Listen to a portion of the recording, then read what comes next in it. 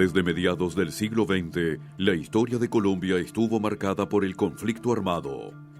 Si bien a lo largo de la historia existieron otros grupos guerrilleros, el día de hoy continúan vigentes el Ejército de Liberación Nacional y las disidencias de las Fuerzas Armadas Revolucionarias de Colombia, el Estado Mayor Central y la Segunda Marquetalia.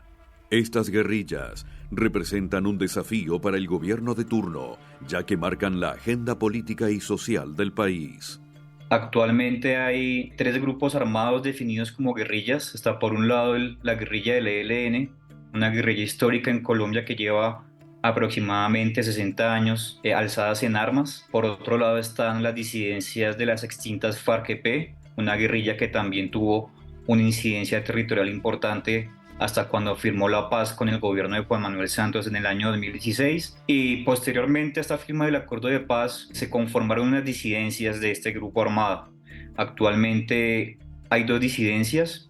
Una es la del Estado Mayor Central, que es con la que actualmente el gobierno de Gustavo Petro está adelantando una mesa de negociación, y hay otra disidencia que es la de la Segunda Marquetalia. Digamos que tiene un menor número de presencia territorial en el país, con menos hombres en armas, pero no deja de ser importante de cara a lo que es la política de paz a través del gobierno de Gustavo Petro. Lo que está pasando con las guerrillas actualmente en Colombia es una transformación en un nuevo escenario político y operativo en términos de acción de la fuerza pública y de la dinámica de lo que conocemos como el conflicto colombiano. Y esto en particular a partir de la desmovilización de la guerrilla de las FARC-EP en el año 2016. A partir de ese año, Colombia está en un nuevo escenario donde solo tenemos una guerrilla que denominamos guerrilla de primera generación, que es el Ejército de Liberación Nacional, ELN. Es la única, digamos, guerrilla que viene de esa época y que permanece, y que actualmente hay negociaciones de paz entre el gobierno colombiano y esa guerrilla. La guerrilla de las FARC ya desapareció, digamos, como estructura, como organización. Lo que tenemos son unos reductos, unos residuos de esa guerrilla que se han ido organizando y que hoy son un desafío para la seguridad y la convivencia en el país, pero en todo caso ya no son la guerrilla histórica de las FARC. Las guerrillas contemporáneas de Colombia surgieron hace 60 años como respuesta a la exclusión socioeconómica, la desigual repartición de tierras y la falta de espacios para la libre participación política. Las guerrillas más notorias fueron el ELN, las FARC-EP, el Ejército Popular de Liberación, EPL, y el Movimiento 19 de Abril, M19. Al día de hoy, entre las guerrillas contemporáneas, solo continúa vigente el ELN. Las guerrillas en Colombia existen desde hace más o menos 60 años. Es el producto también de lo que se conoció en Colombia como el periodo de la violencia, que surgió justamente luego de que comenzara a darse una alternancia en el poder entre partidos liberales y conservadores a través del Frente Nacional. Se crea una insurgencia armada ante la poca participación de otras formas de hacer política en el país en ese entonces, en el siglo XX, y también surgen a través de las demandas populares en clave de acceso a la tierra, en clave de acceso a trabajo, salud, educación, y pues justamente esta insurgencia se da en ese momento. El ELN en particular existe desde los años 60, es una guerrilla que ha evolucionado en el tiempo. En los años 70 tuvo una crisis muy importante, casi se disuelve, pero por distintos factores esta guerrilla volvió a resurgir y es la guerrilla que permanece hoy en el país con un discurso político, ideológico, que busca propiciar transformaciones políticas y sociales en el país, y por eso, digamos, se le establece el estatus de una organización guerrillera con una agenda política, y por eso se negocia con ella. Las otras disidencias tienen un origen mucho más reciente. La primera, el Estado Mayor Central, surgió más o menos en el año 2018-2019 y posteriormente lo hizo la Segunda Marquetalia. Con estas dos disidencias hay que hacer una distinción, y es que el Estado Mayor Central se percibe o se autopercibe como un grupo armado que nunca dejó las armas porque ellos nunca firmaron ningún acuerdo. Sin embargo, la Segunda Marquetalia tiene o tuvo dentro de sus filas a integrantes y a comandantes que en su momento sí firmaron la paz de 2016. Entonces, justamente hay una distinción entre disidencia y desertor, y justamente lo que tiene como este cariz de separación del tratamiento que se le está dando actualmente a ambas disidencias por parte del gobierno de Gustavo Petro. El ELN opera como una federación. Sus frentes a lo largo del país tienen autonomía. Además, llevan una agenda política e ideológica de transformación y cambio social. Por su parte, las operaciones de las disidencias de las FARC buscan hacerse del control territorial de los departamentos de influencia, lo que ha generado enfrentamientos entre las guerrillas. Los grupos armados organizados en Colombia en general, más allá de las guerrillas, también están otros grupos como el Clan del Golfo, grupos de crimen organizado transnacional como el Tren de Aragua, pues tienen modus operandi determinados también por las disputas territoriales que ejercen en el país. Y esto ha derivado, por supuesto, en disputas armadas del Estado Mayor Central, por ejemplo, con el ELN. Y esto también pues responde justamente por la intención que tienen esos grupos por hacerse con el control social y territorial de estos departamentos de influencia y de incidencia en clave de desarrollo de economías ilegales, muchas ligadas al cultivo de hoja de coca y otras prácticas que le traen réditos económicos a estos grupos armados. La guerrilla que tenemos es la guerrilla del ELN. Esta es una guerrilla que busca acompañar algunos procesos sociales, ejercen, digamos, gobernanza criminal en algunas zonas, tienen conexión con economías ilegales y usan el secuestro, la extorsión en estas zonas como fuentes de financiación. Las guerrillas y las organizaciones criminales de Colombia viven del crimen organizado. Sus principales ingresos provienen del secuestro y la extorsión a la sociedad civil, además del tráfico de armas, la minería ilegal y el tráfico de migrantes.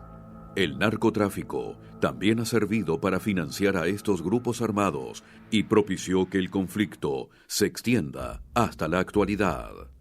Los grupos armados, pues en general, subsisten a través del desarrollo de economías ilegales.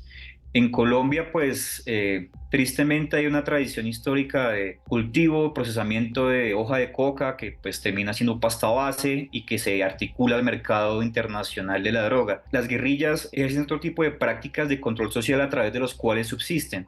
Realizan secuestros, realizan extorsiones, también hacen en el marco de ese cobro de extorsiones, cobrar impuestos de guerra a la población civil donde están ubicadas. Entonces eso también les permite subsistir económicamente, también a través del tráfico de armas, el tráfico de migrantes, sobre todo en frontera colombo-venezolana. Entonces son múltiples los mecanismos a través de los cuales subsisten. Tanto el ELN como estas otras organizaciones, las disidencias o el Clan del Golfo, tienen un portafolio muy amplio para obtener recursos. Ya no solo están vinculados con el narcotráfico, sino en particular con la extorsión. La extorsión es el delito que más ha crecido en el país en los últimos años. Muchas regiones del país están totalmente extorsionadas, los pequeños comerciantes, los medianos comerciantes, grandes empresas, en fin, hay mucha extorsión en muchas regiones, pero también el secuestro, la minería ilegal, particularmente de oro, trata de personas, migración, digamos el control de migrantes, eso particularmente lo hace el Clan del Golfo. Entonces sí, el portafolio es muy amplio de una variedad de actividades económicas, la gran mayoría ilegales y otras, como el ELN en la zona de Arauca, extorsionando y controlando parte del presupuesto público. Tanto el ELN como las disidencias de las FARC buscan a niños, niñas y jóvenes en situación de pobreza para reclutarlos en sus tropas. Muchos de ellos extorsionados y obligados, otros atraídos con la promesa de un buen salario. También reclutan a migrantes y a miembros de las comunidades indígenas que viven en situación de pobreza. Entre sus principales víctimas se encuentran las poblaciones campesinas, no solo por la búsqueda de nuevos reclutas, sino también por la ejecución de extorsiones en busca de recompensas o beneficios judiciales. La vinculación de personas a estos grupos armados pues se va por diferentes motivos. Muchas veces hay un reclutamiento forzado, en la mayoría de esos casos. Se da sobre todo a través de la vinculación de niños, niñas y adolescentes. Esto en principio lo hace el Estado Mayor Central, lo hace la Segunda Marquetalia, también de jóvenes que se vinculan a través de ofertas económicas que hacen estos grupos. El Estado Mayor Central en el departamento de Putumayo ofrecía 2 billones de pesos, una motocicleta y un fusil para articularse un grupo armado. La vinculación y el reclutamiento forzado de niños se da también, bueno, el rapto que hacen esos grupos armados en escuelas, en comunidades indígenas, sobre todo en el departamento del Cauca, para que se sumen a la guerra. Quienes están siendo reclutados son particularmente jóvenes, jóvenes rurales pobres, que son reclutados a través de promesas, digamos, de un salario o de cierta prosperidad económica y que resulta atractivo para algunos de estos jóvenes. Por ejemplo, si una organización como el Clan del Golfo les ofrece un salario de 5 millones de pesos mensuales, difícilmente un joven rural pobre accede, digamos, a un salario de este tipo. También por dinámicas extorsivas y de reclutamiento forzado, de extorsión a las familias, a las comunidades, para que jóvenes hagan parte de estas filas.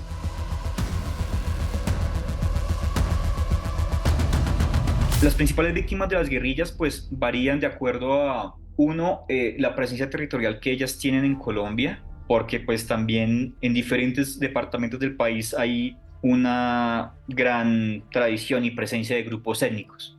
Entonces hay departamentos como el Cauca que están compuestos mayoritariamente por población indígena. Entonces, en principio se podría decir que la población civil de estos departamentos y de estos municipios donde hay un epicentro de estos grupos armados. Lo otro es que también hay otro tipo de víctimas que son las y los lideresas sociales.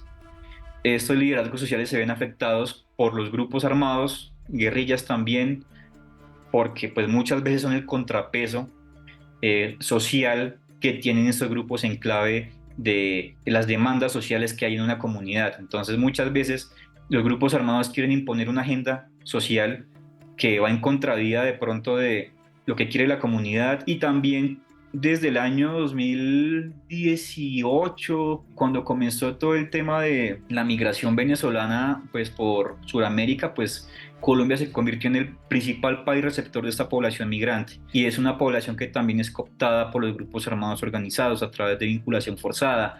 Pues en principio, pues cualquier persona que esté en el horizonte geográfico de un grupo armado pues va a ser una potencial víctima. Que las víctimas tienen que ver básicamente con las comunidades donde estas organizaciones hacen presencia. Son comunidades que sufren, por ejemplo, de la extorsión, son comunidades que sufren del confinamiento. Es un delito, digamos, muy fuerte en Colombia, un impacto muy duro de la guerra, y que son comunidades que por la confrontación entre grupos quedan confinadas en determinadas regiones, no pueden salir y los víveres, los alimentos no pueden entrar, quedan desconectados, y con el paso de los días es una situación muy grave, muy complicada. A lo largo de la historia, Colombia ha llevado a cabo varios diálogos de paz con los grupos guerrilleros. En el año 2016, el gobierno colombiano logró el acuerdo de paz y desarme de las FARC, la principal guerrilla del país. Si bien fue un importante paso hacia la paz, no resolvió de manera definitiva el conflicto. En la actualidad, el gobierno de Gustavo Petro está llevando adelante dos procesos de paz. Por un lado, con el ELN, con quienes ya han avanzado con el cese al fuego en varias ocasiones y la suspensión de secuestros extorsivos. De igual manera, lo hizo con el Estado Mayor Central, disidencia de las FARC. Al día de hoy, las mesas de diálogo continúan en la agenda del gobierno colombiano. Los diálogos de paz en la historia colombiana han sido funcionales. Si bien tenemos recientemente como un hito la firma del Acuerdo de Paz de 2016 con las FARC-EP, han habido otros procesos de paz en el siglo XX en Colombia que han sido también importantes. Actualmente pues estamos viviendo dos procesos de negociación, uno con el Estado Mayor Central, uno con el ELN. El del ELN va un poco más avanzado en tiempos y en agenda programática, ya que pues se han abordado componentes vinculados a la paz, sobre todo en clave de participación de sociedad civil. También se ha visto pues unos avances en materia de cese al fuego bilateral entre el ELN y el Estado colombiano. El modelo del presidente Petro no es muy claro en su punto de llegada. Se ha dicho que son procesos de negociación que buscan, por un lado, disminuir la violencia. Por eso, rápidamente son procesos que, más allá de impulsar una agenda sustantiva, lo primero que han hecho es acordar ceses al fuego temporales, bajo la premisa de que estos ceses al fuego pues, lograrían, digamos, disminuir la confrontación y la afectación humanitaria del conflicto. Estos ceses al fuego pues, son simplemente, digamos, ceses de las acciones ofensivas entre las fuerzas militares colombianas y estas organizaciones. Pero el resto de actividades, digamos, que hacen estas organizaciones, digamos, del crimen organizado, la guerrilla del ELN, continúan en marcha.